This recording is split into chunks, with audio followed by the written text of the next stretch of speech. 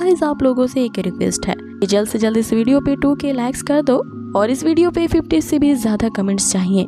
जल्दी से हमारा ये टारगेट पूरा कीजिए ताकि आपको इसका अगला एपिसोड और भी जल्दी मिल सके, क्योंकि जितना ज्यादा आप सपोर्ट करेंगे वीडियो को मैं और भी ज्यादा जल्दी लाने की कोशिश करूंगी। तो जैसा कि लास्ट एपिसोड में देखा था कि अब सिर्फ इन 3 तिगड़ियों का लास्ट मिशन कंप्लीट करना बाकी होता है, जिसे कंप्लीट करने के लिए वो इमॉर्टल पैलेस में गए होते हैं।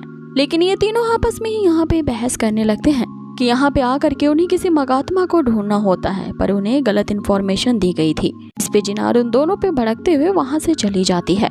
दूसरी तरफ हमें दिखाया जाता है कि मुआन सेक्ट का जो लीडर होता है उसने अपने थर्ड एल्डर को भेजा होता है अपने ही बेटे जो कि यून होता है उसे ढूंढने के लिए, क्योंकि सिर्फ एक डिमोनिक एनर्जी वाला कल्टीवेटर ही उस क्रैक सील से निकल रहे डिमोनिक एनर्जी को एब्जॉर्ब कर सकता है। अब आगे वो थर्ड एल्डर यून के तलाश में निकल पड़ता है, जहां आसमान में उसे बहुत बड़ी डिमोनिक एनर्जी की ऑरा दिखाई देती है।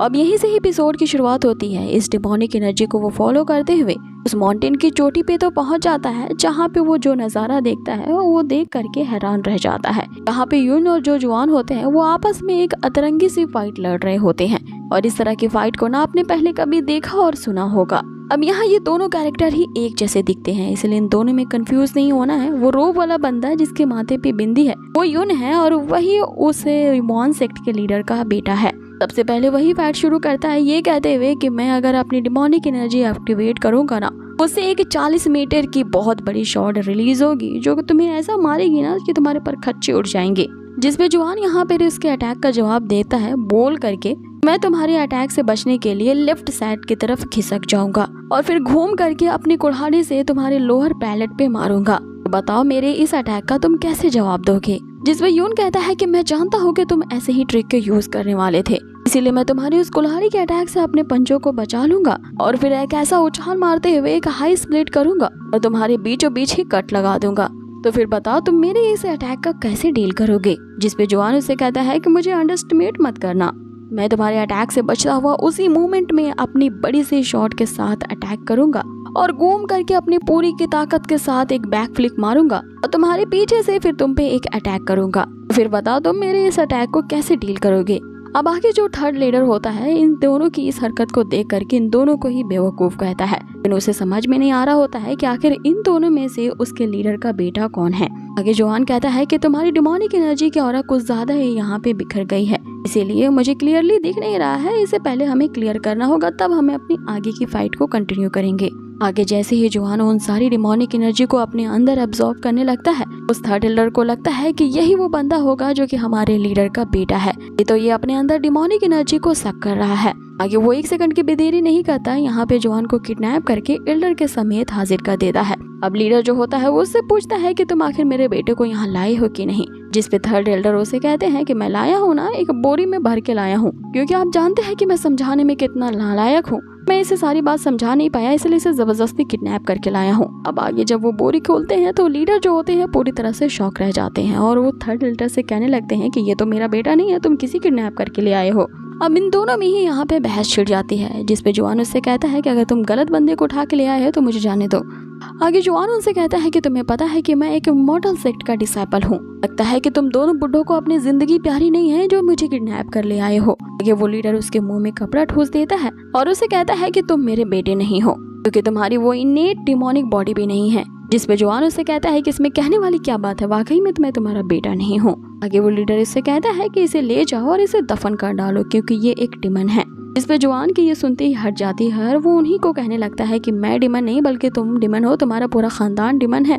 अब ये लोग इसे जबरदस्ती पकड़ने लगते हैं, जिसपे युआन जो होता है अपने गुड एंड इवल की एनर्जी को रिलीज करता है, जिससे कि उस वातावरण में जो पूरी तरह से डिमोनिक एनर्जी फैली हुई होती है वो अब जुआन के अंदर जाने लगी थी।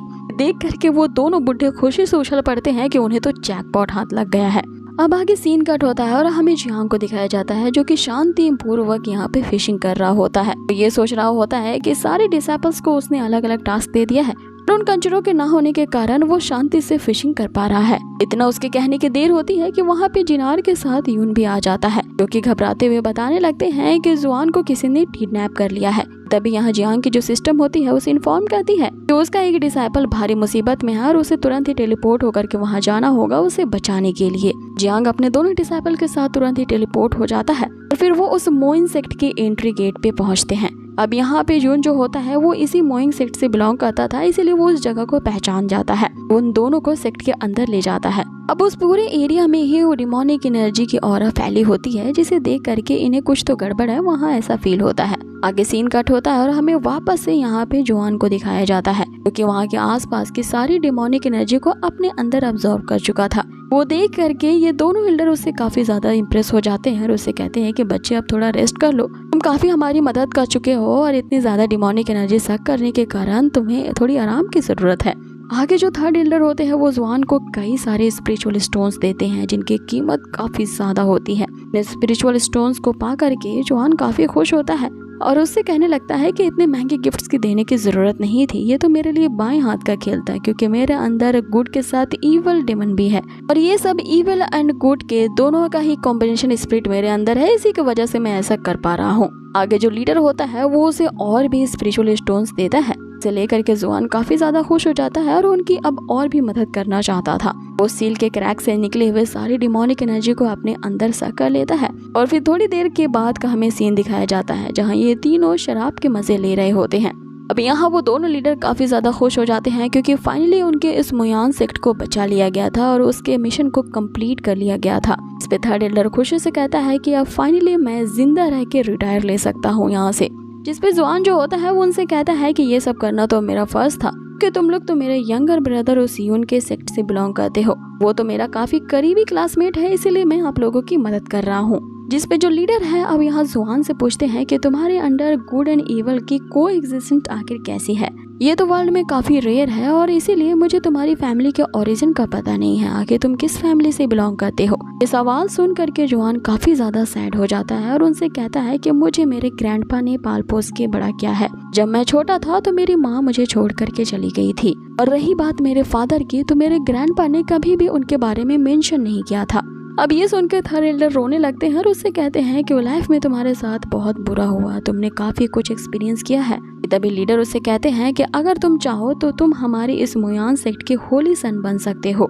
जिसपे थर्ड एल्डर इसका विरोध करते हैं, ये कहते हुए कि इसे होली सन बनाने की क्या जरूरत है, ये उसके लिए काफी नहीं होगा, क्योंकि जोआन को मैं एक्सेप्ट करता हूँ अपने बेटे के तौर पे। अब इतना वो कहने वाले होते हैं कि वो जो लीडर होते हैं वो उसे दूर धक्का देते हैं। जोआन के सामने अब अपना ये ऑफर रखते हैं कि अगर तुम सही समझो तो मैं तुम्हें अडॉप्टेड सन के तौर पे अपना बेटा बना सकता हूँ। ये सुन के जोआन की आंखें भर आती है और वो उनसे कहने लगता है कि मैंने अपनी आधी जिंदगी तो बतखों की तरह बिता दी है, मुझे खुशी है कि किसी ने मुझे अडॉप्ट करने के बारे में सोचा है, इसलिए आज से मैं जोआन आपको अपना गॉड फादर मानता हूँ। बाकी जोआन उस लीडर को अपना फॉस्टर फादर बना लेता है। अब इन दोनों का यहाँ मिलन ऐसा हो रहा होता है जैसे सालों से बिछड़े हुए बाप बेटे मिल रहे होते हैं। आगे जोआन लीडर से कहता है कि अब जब आप मेरे अडॉप्टेड फादर हो तो बिना किसी हिचकिचाहट के मैं आपकी हेल्प करने के लिए पूरी तरह से तैयार हूँ, और मैं इस जगह की डेविल ऑरा को पूरी तरह से फॉरएवर के लिए सप्रेस करने के लिए तैयार हूँ। जिसपे अब लीडर उसे कहते हैं कि जब मेरे पास तुम्हारे जैसा बेटा है तो अब मुझे इसकी चिंता करने की जरूरत नहीं है, अब मैं रिलैक्स होकर के बैठ सकता हूँ, क्योंकि अब मेरे पास जोआन है। कि तभी इनका जो मेलोड्रामा चल रहा होता है इसे चिल्लाते हुए यून रोकता है कि आखिर ये क्या चल रहा है। यहाँ पे मास्टर जियांग के साथ साथ जिनार भी आए होते हैं। जिनार उसे हाय बोलती है। आगे जोआन इन सभी से पूछता है कि आखिर आप लोग यहाँ पे क्या कर रहे हो। तभी लीडर जो होता है वो यून को देख लेता है और उसे कहने लगता है कि यही तो मेरा असली बेटा है। जिसपे यून उसे कहता है कि मैं तुम्हारा कोई बेटा नहीं हूँ। और आगे वो जोआन से कहने लगता है कि तुम्हें क्या जरूरत थी कि इस घटिया इंसान को तुमने अपना फॉस्टर फादर बना लिया है। जिस पे लीडर उसे कहने लगता है कि यून तुम तो मेरे बेटे हो और मेरे बेटे हो करके तुम मेरे बारे में ऐसा कैसे कह सकते हो। जिस पर यून उनसे चिल्लाते हुए कहता है कि किसने कहा कि मैं तुम्हारा बेटा हूँ, मैं कभी भी ये एक्सेप्ट नहीं करूंगा कि तुम जैसा इंसान मेरा फादर है। और उसके इतना कहते ही ये एपिसोड यहीं फिनिश होता है। सो गाइज आप लोगों को ये आज का एपिसोड कैसा लगा मुझे कमेंट बॉक्स में जरूर बताएं और बहुत ही जल्द मिलेंगे इसके नेक्स्ट एपिसोड पे। Till then take care.